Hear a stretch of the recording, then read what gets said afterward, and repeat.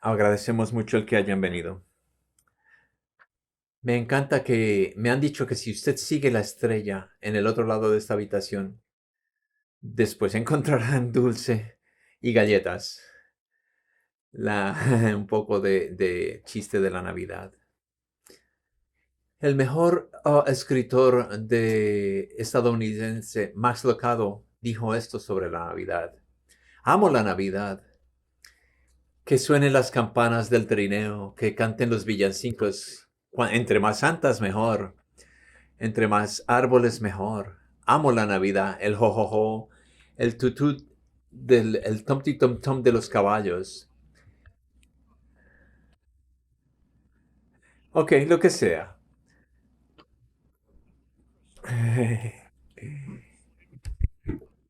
La noche silenciosa y los deliciosos motivos. No me enojo por las tiendas llenas. ¿El vuelo está lleno? Bueno, el restaurante está lleno. Bueno, es la Navidad y me encanta la Navidad. Que traigan a Scrooge, al primo Eddie y la acción de carabina y alcancemos a 200 disparos. El oropel y el ruido y el despertar para ver qué pasa. Bing y sus melodías, los globos de Macy's, los besos bajo el muergo, deseos de Papá Noel y platos favoritos. Nieve navideña, ropa abrigada de invierno y la nariz roja de Rudolph. Amo la Navidad. Sin embargo, en algún lugar alguien habrá de preguntar ciertas cosas importantes sobre la Navidad. ¿Cuál es el problema con el bebé en el pesebre? ¿Quién era él? ¿Qué tiene que ver su nacimiento conmigo? El que pregunte puede ser un niño mirando un Belén en el jardín delantero. Puede ser un soldado destinado lejos de casa. Quizás sea una madre joven que por primera vez sostiene a un niño en sus brazos de Nochebuena. La Navidad trae verdaderas preguntas. Mucho después de que los invitados se hayan ido, los villancicos se fueran, la casa y las luces se apagaron. Las preguntas persisten y las preguntas perduran.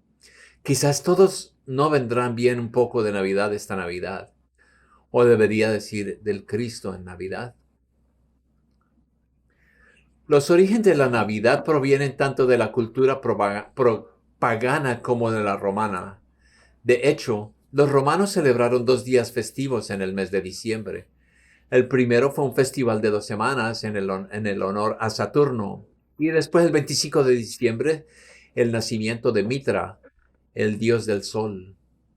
El término de Christmas en inglés o en español, la Navidad, es de realmente un origen bastante reciente.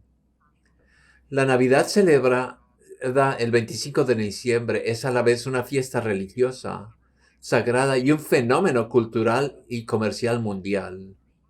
Por 2 milenios, personas alrededor del mundo lo han estado observando. También se le llama Yule, el día en que se agrega un enorme tronco a una hoguera, alrededor del cual todos bailan y cantan para despertar al sol de un largo sueño invernal. El mes más probable en el que nació Jesús es el otoño. Algunos dicen que en el momento de la fiesta de los tabernáculos en septiembre u octubre de nuestro calendario, que fue la fecha más probable de la llegada de Jesús. Y esto coincide con el nacimiento de Juan Bautista en la Pascua del marzo o abril. La comercialización de la Navidad no es un fenómeno nuevo. Durante muchos siglos, los cristianos han luchado contra la comercialización de la Navidad y por lo general ganaron la guerra solo para descubrir que la sociedad volvía gradualmente a la celebración del tipo pagano, donde se cree que se originó la celebración navideña. Aunque el significado religioso de la Navidad fue hace mucho tiempo, digamos, diluido, reemplazado por las alegrías seculares del ponche, del huevo, de Santa, pero en realidad es todavía la celebración del nacimiento del Mesías. El Antiguo Testamento contiene muchos pasajes sobre el Mesías. Todas las promesas y las profecías las cumplió Jesucristo.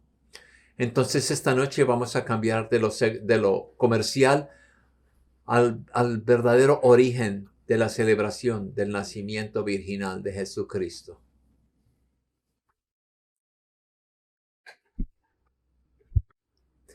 Yo dividí esta charla en tres. Una en la profecía, la segunda en la historia del nacimiento y en la tercera, cómo los mismos ángeles nos imparten a cada uno de nosotros nuestro viaje para encontrar al Cristo interior. En otras palabras, como todos somos mensajeros de la profecía. Primero un poco de historia. Y no me refiero a la primera celebración navideña conocida en Roma en el año 345 o el primer año del árbol de Navidad en 1500 en Alemania, la proclamación del presidente grande de la Navidad como fiesta nacional en los Estados Unidos en 1870. Por cierto, esto es más o menos lo mismo momento en que la ciencia cristiana hizo su entrada en la escena americana. Esta historia va mucho más atrás y tiene un vasto reparto. Están los pastores, los tres reyes magos, por supuesto el ángel Gabriel, además de María y José. Están Isabel, la prima de María, su esposo Zacarías, y el primo de Jesús, Juan el Bautista. Nuestra primera sección mira la profecía del Antiguo Testamento. De la versión del King James, Lucas, vamos a pasar más o menos 33 años. Cuando dos discípulos que caminaban hacia Emaús después de la resurrección. Si recuerdas qué dicen los discípulos después de la resurrección, si ustedes se acuerdan, sus ojos cerrados, Jesús se apareció a ellos y ellos no lo reconocían. Y la Biblia dice, sus ojos estaban cerrados para no conocerle. Y él les dijo, ¿qué clase de comunicación son estas que tenéis unos con otros mientras andáis y estáis triste? Y uno de ellos respondiendo, Cleofas, le responde, ¿eres tú solo un peregrino en Jerusalén y no has sabido las cosas que allí han acontecido en los últimos días? Y él les dijo, ¿qué cosas? Y ellos le dijeron, ¿qué cosas? De Jesús Nazareno, quien fue un profeta poderoso en obras y en palabras delante de Dios y todo el pueblo, y cómo los principales sacerdotes y nuestros gobernantes lo entregaron a condenar a muerte y le crucificaron. Y entonces Jesús empezó al principio con los libros de Moisés y vino a decirle acerca de los profetas, de todo lo que había en las escrituras y se referían a él. La ciencia cristiana confirma que Abraham, Jacob, Moses fueron profetas. Enseñaron de esta manera gloriosas cosas del Mesías. Mary Fairchild, la escritora y ministra, enumera 47 profecías del Antiguo y Nuevo Testamento sobre el nacimiento de Jesús en el sitio de web learningreligions.com. Ella afirma que algunos eruditos creen que había 300 predicciones de la venida de Cristo. ¿Cómo es eso posible? Muchas personas a lo largo de miles de años de historia estaban recibiendo el mismo mensaje. Estos mensajes públicos pueden ayudar a publicar cómo puede suceder esto. Como Pedro dijo, el discípulo, no hay profecía de la Escritura, tiene una interpretación privada. La profecía vino en tiempos viejos como palabra del hombre, pero hombres de la Biblia hablaban sobre el Espíritu Divino. Si Dios dio todo lo que tenía y dio todo, entonces sabemos que Dios es capaz de comunicarse con todos. Esta comunicación que nosotros la llamamos inspiración o revelación divina. Desde una perspectiva religiosa, ninguna profecía es de la interpretación particular de nadie, sino son mensajes que vienen sobre el tiempo. mensaje superior enseña la profecía en una forma consistente, a pesar del pasaje. Pero ¿quién puede decirse que es un profeta? Por cierto, cualquier individuo con espiritualidad, curiosidad y con suficiente humildad puede enviar estos mensajes. Estos individuos son atraídos a mensajes más grandes y desarrollan un espíritu. La, Así es como un cristiano científico considera la curación. Pasamos de las sombras de la enfermedad y el pecado a la luz de Cristo. Nos sentimos atraídos por nuestras cualidades divinas naturales y las de los demás, el Cristo interior. En contraste con la imagen opuesta que la visión material pinta de miedo, carencia, enfermedad o muerte, somos atraídos a Cristo por la misma atracción irresistible con la que los profetas comunicaron su venida en forma independiente y precisa. A través de este sentido espiritual, experimentamos una mayor receptividad al poder de Dios. El amor de Cristo que siempre está presente, como siempre está presente la luz, llega como una inspiración. Levanto suavemente el pensamiento de la falsa aceptación de la discordia a la realización de la salud, del miedo a la tranquilidad expectativa del bien, de la carencia a la abundancia y de la muerte a la vida. Es como si las puertas, ventanas de una habitación oscura se hubieran abierto para permitir que la luz entrara. No podemos evitar girarnos y sentirnos atraídos hacia ella. En el principal libro de la ciencia cristiana, el libro de las clave de las escrituras, nuestra fundadora escribió: los profetas vinieron no presagiando el mal, ni confundiendo hechos con ficción, sino predicando a partir de una base de corporealidad y creencia humana. Cuando los hombres están suficientemente avanzados en la ciencia para estar en armonía con la verdad del ser, se convierten voluntariamente en videntes y profetas, controlados no por demonios y espíritus o semidioses, sino por el único Espíritu de Dios. Es una prerrogativa de la mente divina, siempre presente, y del pensamiento, que está en relación con esta mente, conocer el pasado, el presente y el futuro. Los antiguos profetas revelaban un mensaje que venía de Dios para recibir corporalidad de crecientes humanas. En la ciencia cristiana llamamos esto pensamientos de los ángeles.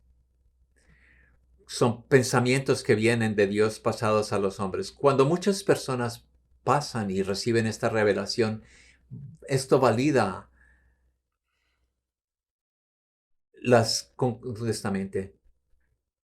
Profetizar es predecir, revelar o proclamar un mensaje de Dios que habla sobre el año en que nacerá, sobre los pastores que encontrarán en el pesebre, y aún su nombre fue entregado en esta profecía. Esperemos que, como sea posible, veamos la especificidad de esta divina revelación de los espíritus. Como se mencionó, Cristo Jesús le recordó a Cleofas su venida.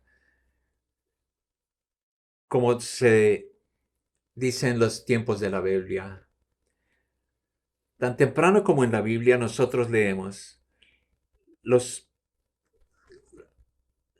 pastores no se separan de Judas, y ante él habrá una reunión de las gentes. Y en el libro de Números, el mensaje del que oye las palabras de Dios, del que tiene conocimiento del Altísimo, del que ve una visión del Todopoderoso, del que se inclina con los ojos abiertos. Lo veo, pero no aquí y ahora. Lo percibo, pero en un futuro lejano.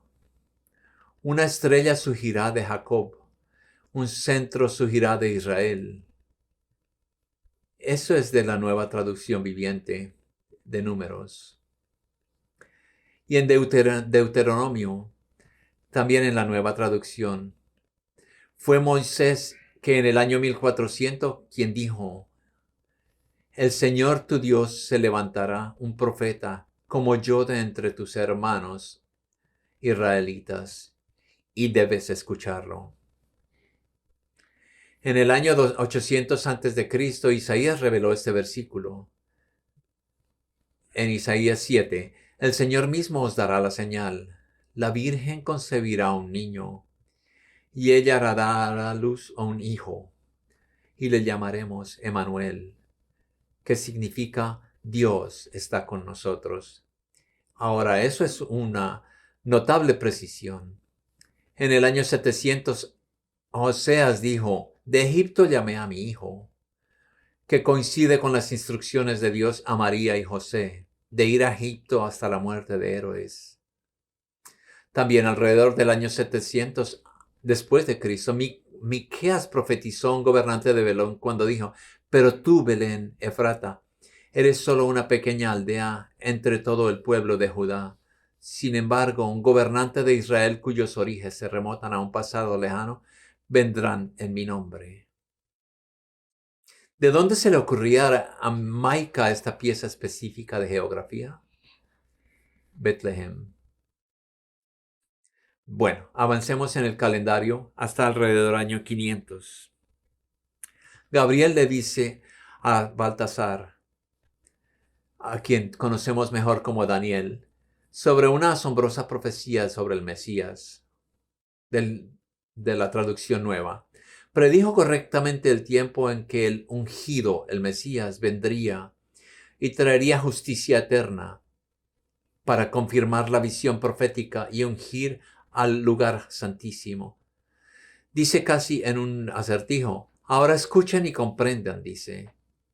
Pasarán 7 grupos de 7 y más 72 grupos de 7 desde el momento en que él dé la orden de reconstruir Jerusalén hasta que venga un gobernante, el ungido. Ahora, un 7 representa 7 años, por lo que 69 7 representan 483 años. Una extraña predicción del año del nacimiento de Jesús. Poco después, el profeta Zacarías dice en el Nuevo Antiguo Testamento: canta y regocíjate, oh hija de Sion, porque vendré y habitaré en medio de vosotros, dice el Señor. Y así vemos como en el Antiguo Testamento el tema recurrente de la profecía aparece en la tierra, explicando la certeza del bien sobre el mal. El bien sobre el mal, lo espiritual sobre la carne, la vida sin límites materiales. Por el contrario, el Nuevo Testamento revela el cumplimiento de la profecía mesiánica mediante el advenimiento del nacimiento virginal de Cristo Jesús y su obra curativa y su enseñanza regenerativa, lo que muestra que sus sistemas de curaciones que había anticipado durante mucho tiempo. En el tiempo, cuando el nacimiento se acercó, entra la profecía de Mesías, quien debía preparar el pueblo para la venida de Jesucristo.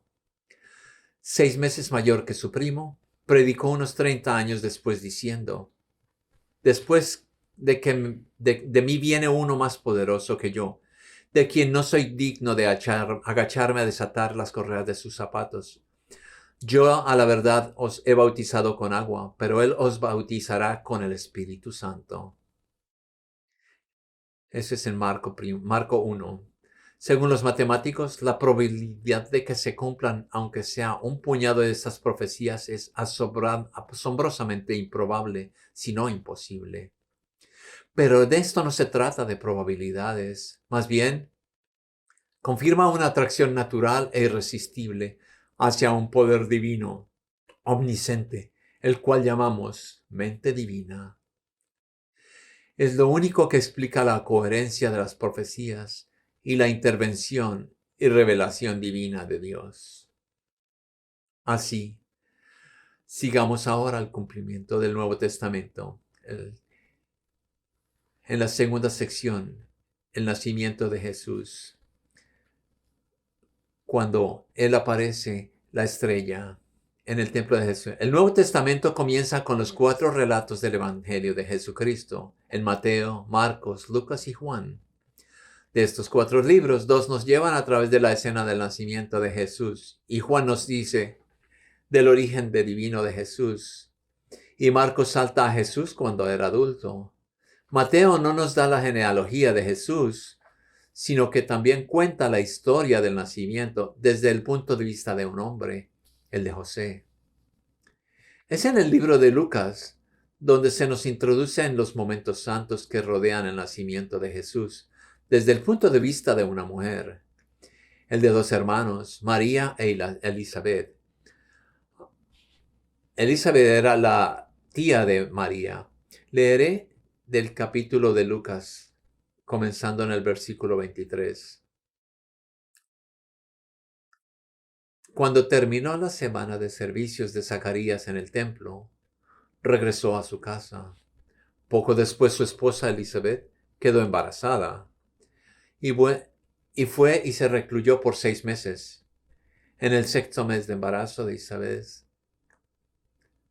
Él ha tomado mi desgracia de ser no madre. En el 6º mes de embarazo de Isabel, Dios envió al ángel Gabriel a Nazaret, una aldea de Galilea, a visitar a una virgen llamada María, quien estaba comprometida para casarse con un hombre llamado José, descendiente del rey David. Gabriel se le apareció y le dijo: «Saludes, mujer favorecida, el Señor está contigo». Confundida y perturbada, María trató de pensar qué podría significar el ángel. «No temas, María», le dijo el ángel, «porque has hallado favor ante Dios. Concebirás y darás a luz un hijo, y le pondrás por nombre Jesús. Será muy grande, y será llamado Hijo del Altísimo. El Señor Dios le dará un trono en su antepasado David, y él reinará sobre Israel para siempre. Su reino nunca terminará». Y María le pregunta al ángel: «¿Pero puede cómo suceder esto? Yo soy una virgen». Y respondió el mensaje: «El Espíritu Santo vendrá sobre ti, y el poder del Altísimo te cubrirá con su sombra, y así el niño que nacerá será santo, y será llamado el Hijo de Jesús, el Hijo de Dios. Y lo que es más, tu pariente Elizabeth ha quedado embarazada en su vejez. La gente decía que era estéril, pero ha concebido un hijo y ya está en su 6º mes, porque la palabra de Dios nunca le faltó». Mary respondió: «Soy la sirviente del Señor. Todo lo que has dicho sea cierto». Y entonces el ángel la dejó. Unos días más tarde, María se apresuró a una región montañosa de Judea, al pueblo donde vivía Zacarías. Entró en casa y saludó a Elizabeth. El sonido del saludo de María, el hijo de Isabel, saltó dentro de ella, y Elizabeth quedó llena del Espíritu Santo.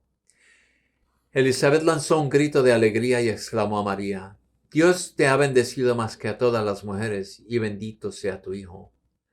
¿Por qué me siento tan honorada de que la madre de mi Señor me visite? Cuando escuché tu saludo, el niño en mi vientre saltó de alegría. Eres bendecida porque creíste que el Señor haría lo que dijo». Esto era del primer capítulo de Luke. Ahora, agreguémosle a nuestra historia. Los pastores fueron los primeros extraños a quien se les notifica del nacimiento de Jesús, y son parte importante de la historia de la Navidad. Los pastores que siguieron la estrella de Belén probablemente estaban conectados con la deidad de Belén, como David, en lugar de la variedad seminómada como los beduinos. De ser así, probablemente conocían a todos en Belén y habían estado familiarizados con la comunidad. Los pastores vivían en los campos cercanos y cuidaban sus rebaños por la noche, cuando se les apareció un ángel de noche y les dijo: «Ha nacido un Salvador en Belén». Esta historia está revisada en el segundo capítulo de Lucas y está revisada en la Biblia para ver qué podemos saber sobre los pastores. En el versículo 8, en esa misma región habían pastores que vivían en el campo y vigilaban su rebaño durante la noche. Entonces un ángel del Señor se presentó delante de ellos, y la gloria del Señor los rodeó de resplandor y quedaron aterrorizados. Pero el ángel les dijo: no temáis, porque aquí os doy una buena noticia de gran alegría para todo el pueblo. Os ha nacido hoy en la ciudad de David un Salvador, que es el Mesías, el Caballero. Esto será una señal, porque encontrarás al niño envuelto en pañales y acostado en un pesebre. Los pastores se dijeron unos a otros: vamos a ver este Belén, a ver este niño, y qué ha sucedido que el Señor nos ha hecho saber. Fueron apresuradamente y encontraron a María, a José y al niño acostado en el pesebre. Cuando vieron esto, dieron a conocer lo que les había dicho acerca de este niño. Y todos los que lo oyeron quedaron asombrados de lo que los pastores le decían. Y María atesoraba todas estas palabras y las meditaba en su corazón. Los pastores regresaron glorificados, alabando a Dios por todo lo que habían oído y visto, tal como les habían sido dicho. Así los pastores fueron los primeros evangelistas. Vieron a Jesús mucho antes que los magos, y a la profecía se le añadió el nombre del niño. Cuando llegó el octavo día, llegó el momento de circuncidar al niño, y le llamaron Jesús, el nombre que le dio el ángel antes de que fuera concebido en el vientre. Después de su nacimiento en el pesebre y después de su circuncisión en el templo de Jerusalén, 8 días después del nacimiento,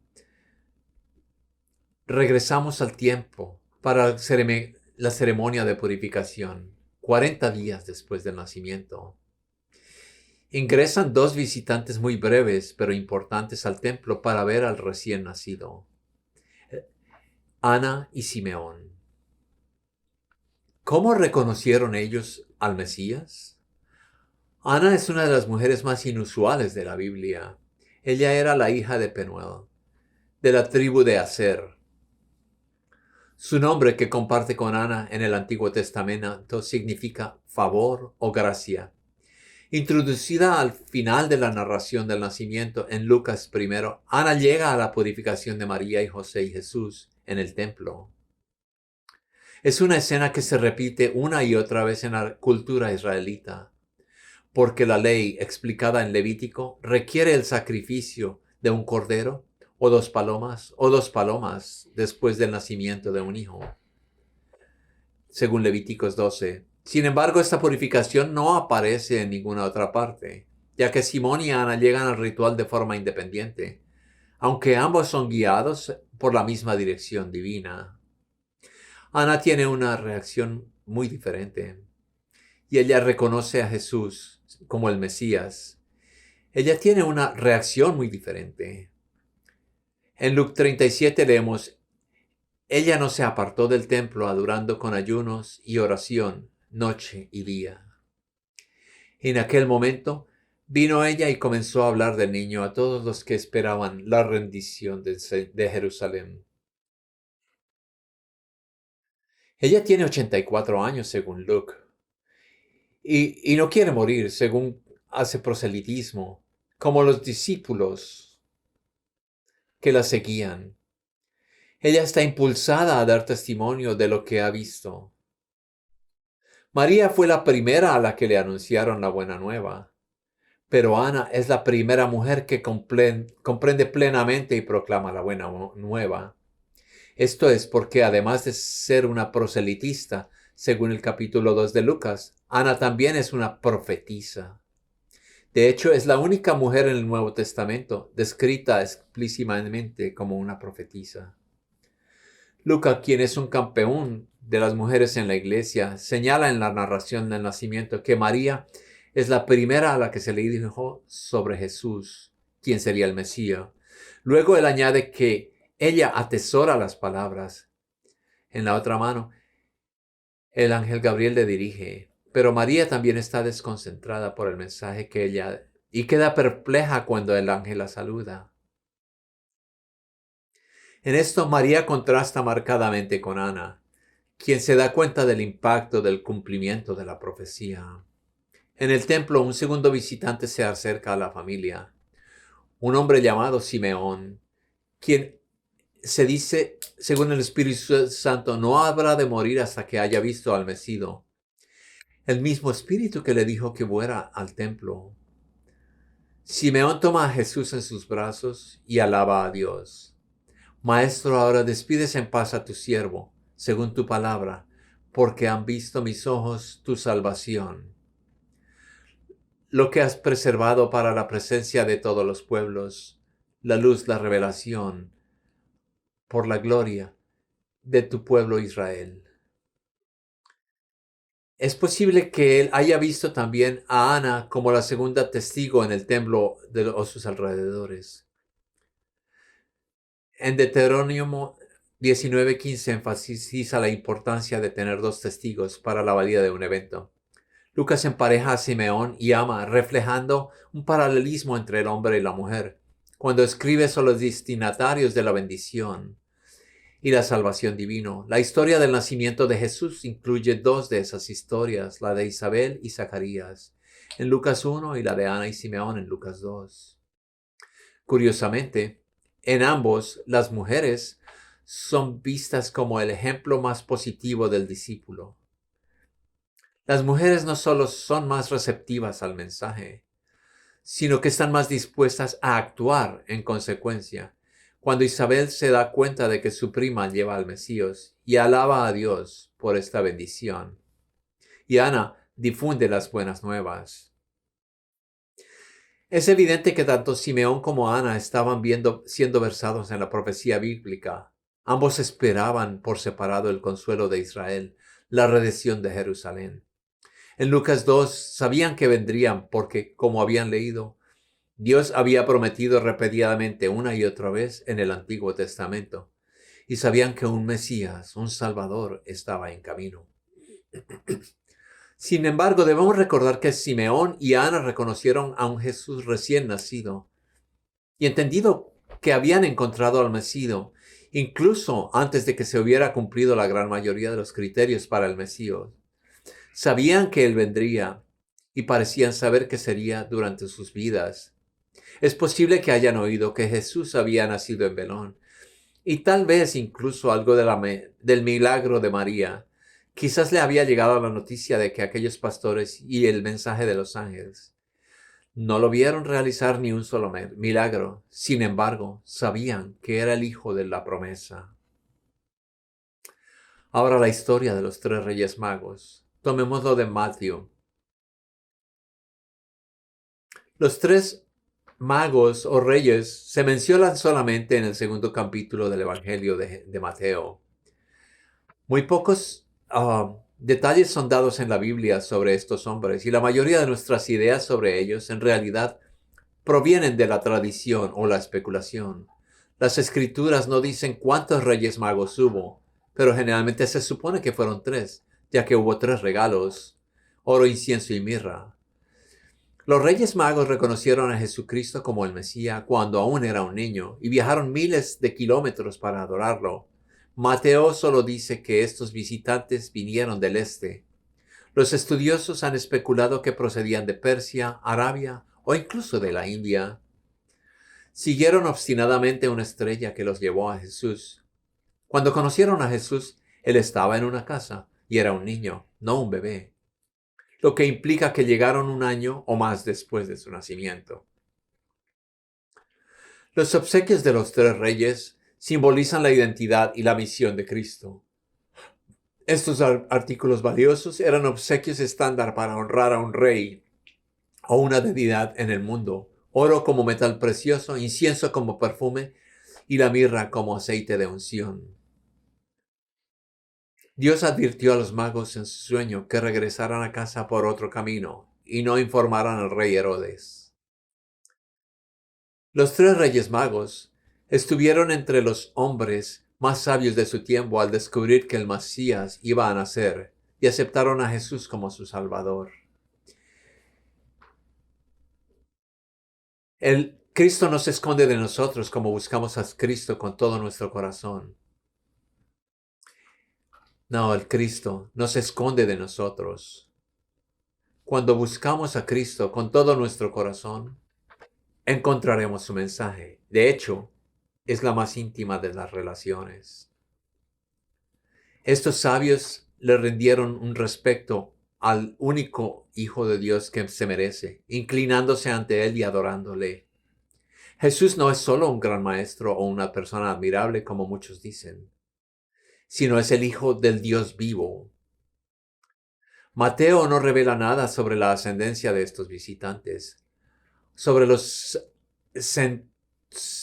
muchos se han predicho sobre ellos. Baltasar, quien tiene un sonido persa, y fueron eruditos de Persia. Ellos estarían familiarizados con la profecía de Daniel sobre el Mesías o un ungido mencionado en el libro de Daniel. La designación de magos se refiere a una casta religiosa persa. Pero cuando se escribió este evangelio, el término se usaba vagamente para los astrólogos, videntes y adivinos. Mateo no los llama reyes. Ese título se usó más tarde en las leyendas. Alrededor del año 200 después de Cristo, fuentes no bíblicas comenzaron a llamarlos reyes, tal como una profecía en el Salmo 72, que todos los reyes se inclinen ante él y todas las naciones le sirvan. Como seguían una estrella, es posible que fueran astrónomos reales, consejeros de los reyes.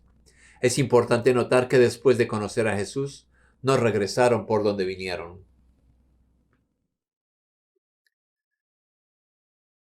Del mismo modo, cuando recibimos el amor de Cristo en nuestros corazones, cambiamos para siempre y no podemos volver a nuestras antiguas vidas. Esto nos lleva a nuestra sección final, que aborda cómo somos todos los mensajeros de la profecía. Dios habló a todos los que he mencionado durante un periodo de miles de años. Y esta palabra de Dios fue escuchada, es el Cristo. La historia humana de Jesucristo, o más exactamente, de Jesús, el Cristo, solo tuvo 33 años. ¿Cómo afrontan todo esto los modernos? ¿Qué significa? Así es como lo ve la ciencia cristiana, citando del libro de salud, Ciencia y Salud con claves de escrituras de nuestro libro de texto. Era el hijo de una virgen.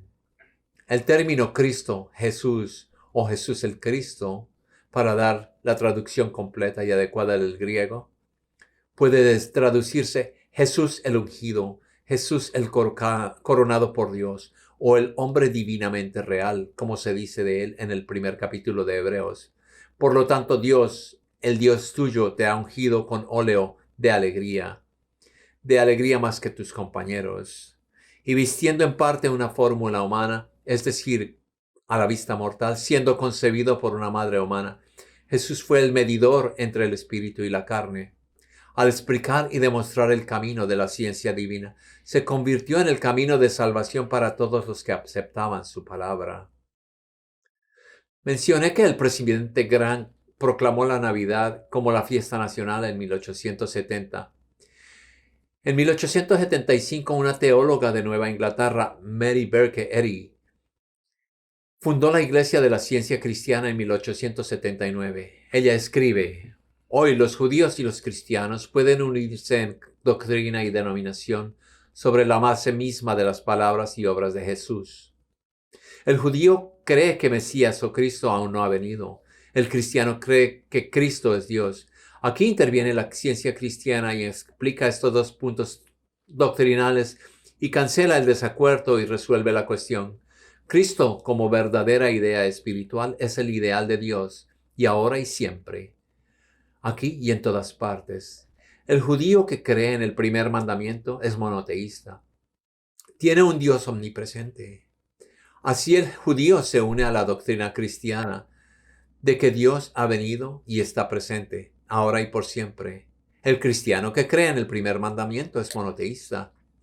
De este modo se unió virtualmente a la creencia de los judíos en un solo Dios y reconoce que Jesucristo no es Dios, como el mismo Jesús declara, sino que es el Hijo de Dios.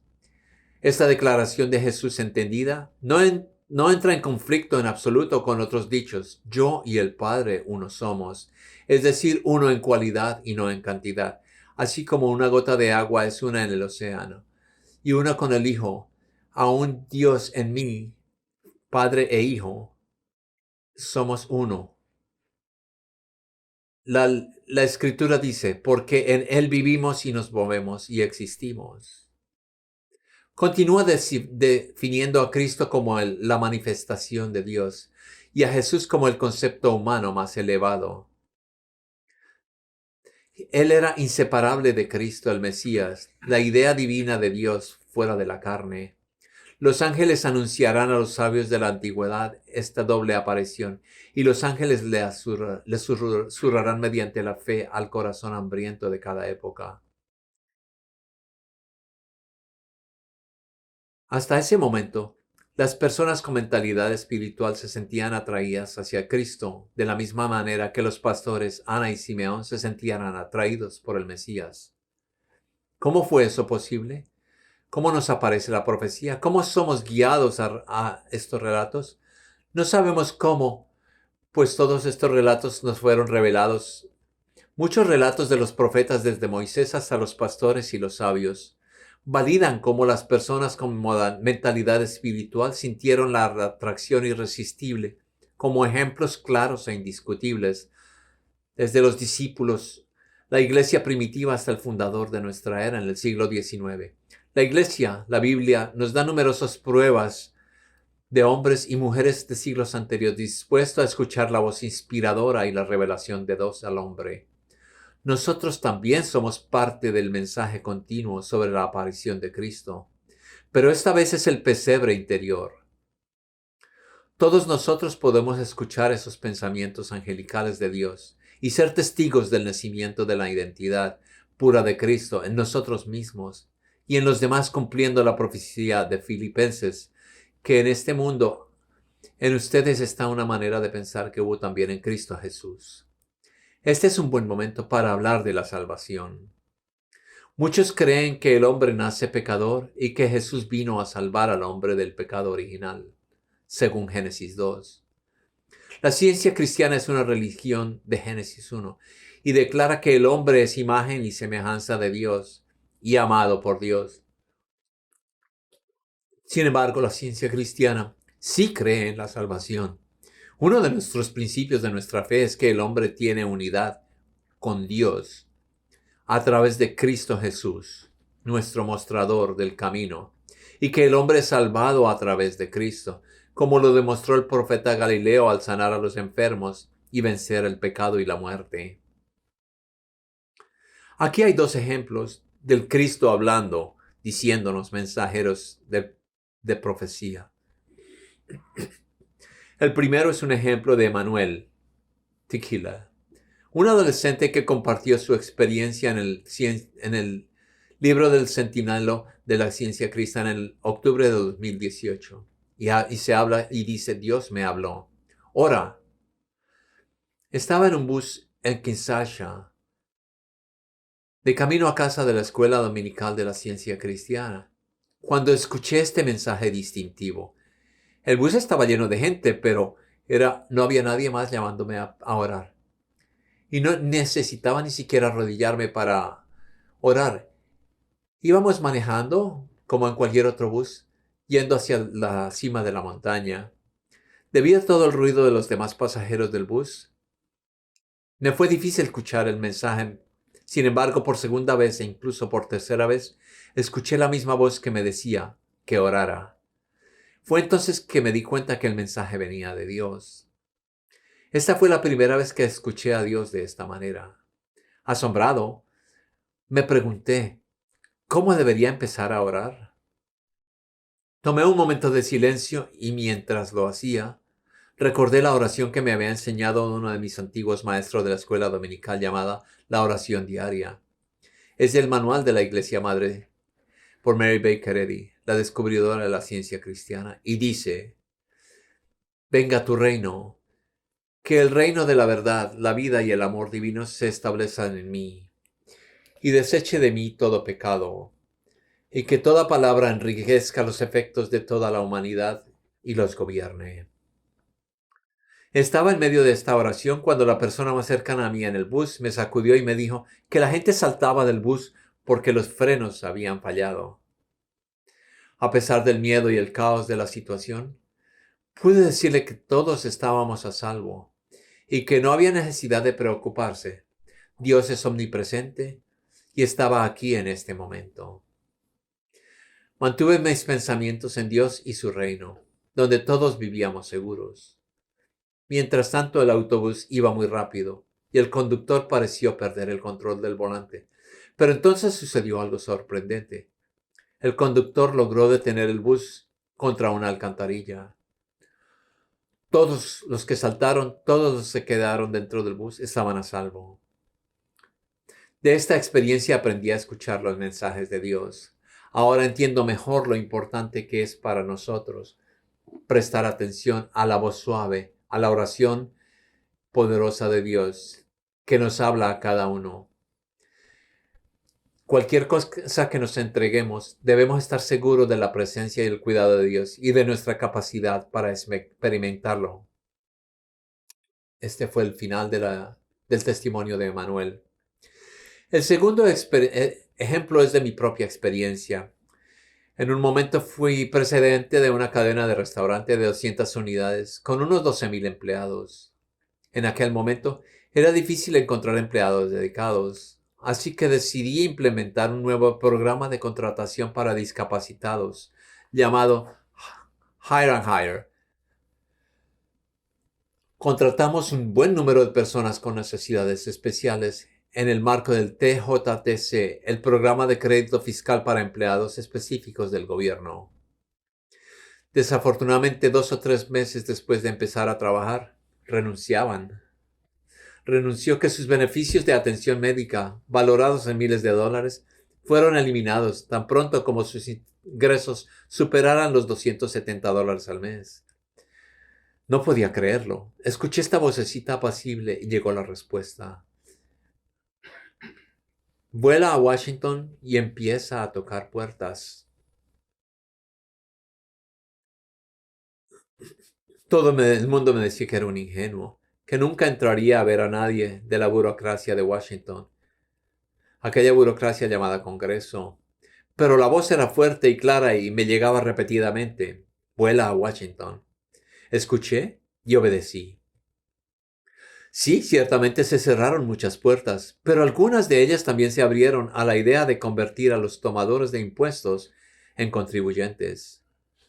Sentí que tenía sentido aumentar el umbral de ingredientes de una prueba de asistencia social de $270 a un umbral de seguridad de 720. Dejaron intactos sus partes de beneficios. Después de ser remitido a diferentes congresistas y senadores, finalmente llegué a la oficina del sótano de un empleado que se especializaba en este tipo de asuntos laborales. Le expliqué quién era y expuse mi idea. Me dijo que el programa exacto que yo estaba sugiriendo ya existía y que había estado en su estantería durante 2 años. Al preguntarle por qué, explicó que no tenía un empleador dispuesto a hacer su caso de prueba para el proyecto. Luego encontramos un congresista en Texas para patrocinar un proyecto de ley. Y pasó.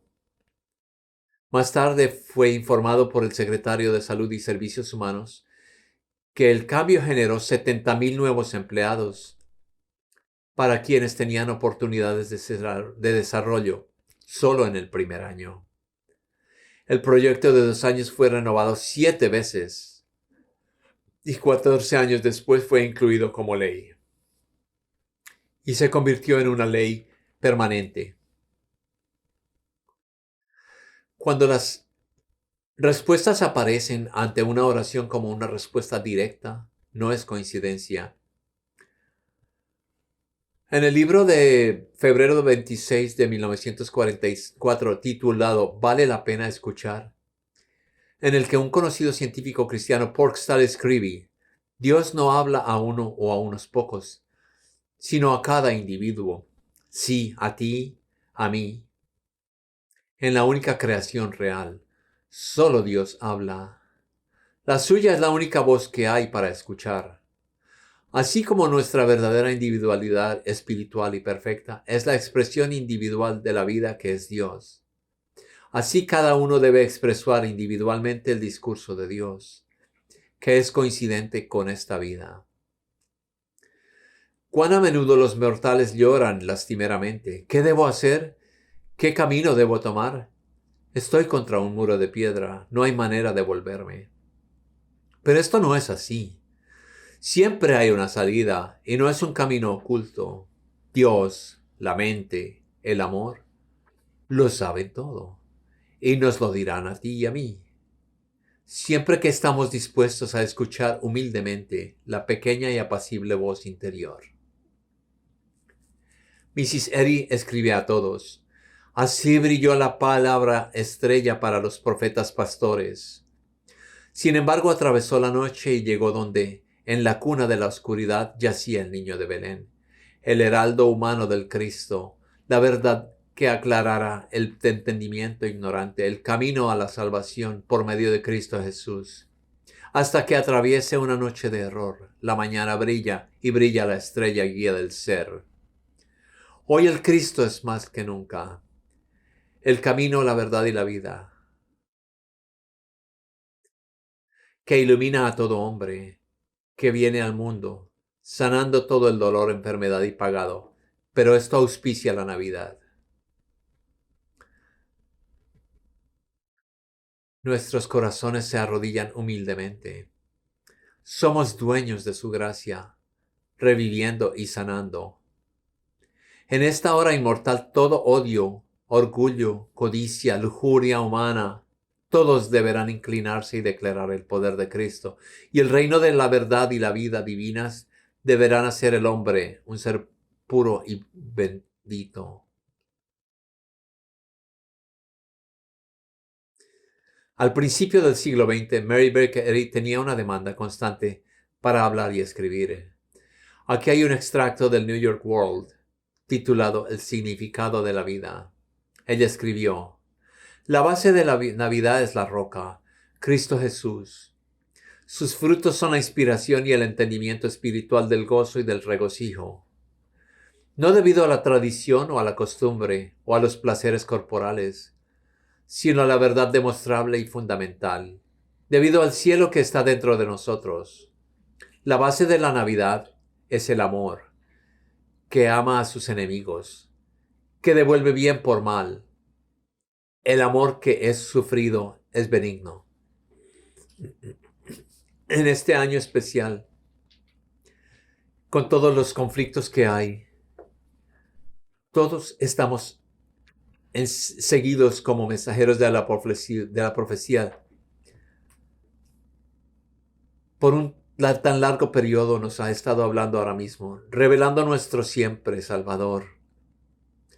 Como Ana y Simeón de hoy, hemos sido llamados a nuestro Belén, a ser testigos de una nueva visión, de una vieja verdad. Así como los ángeles anunciaron a los profetas anteriores, anunciarán los corazones hambrientos en todas partes la aparición del Cristo. El Belén de hoy es el corazón de Cisjordania, la desgarradora guerra que hay allí en Gaza, así como en Ucrania. Exigen nuestras oraciones y el amor que Jesús nos recordó en el nuevo mandamiento que dio: que nos amemos unos a otros como Él nos amó. Solo necesitamos preguntarnos cómo habría amado Jesús a quienes estaban involucrados en el conflicto y comprender cómo podemos amarnos unos a otros, incluyendo nuestros enemigos en esta Navidad. Leí en un artículo breve que me encanta, la Navidad, para abrir esta charla. No hay nada malo en celebrar la Navidad, siempre y cuando el motivo que sustenta la celebración honre al niño de Belén, que anunció a Cristo a todos nosotros, no solo a los profetas primeros. Cristo viene a todos, le habla a todos. Dejemos que nos hable a nosotros y a todos donde más se necesita en esta Navidad. hablando de la lectura de Juan capítulo 6. Cada persona que el Padre me da eventualmente viene corriendo hacia mí. Y una vez esta persona está conmigo y me aferro y no dejo ir. El príncipe de paz nos llama a todos a Belén. Corre hacia el Cristo interior. Todos nosotros, como mensajeros de Dios de la profecía, de la presencia de Cristo, que sana, salva y pone fin a las guerras, nos llama. Venid en nuestro turno de seguir la estrella, permitiendo que todos encuentren la salvación, atraídos por una atracción irresistible hacia el Cristo interior, hoy, mañana y todos los días del año. Gracias a todos y una feliz Navidad.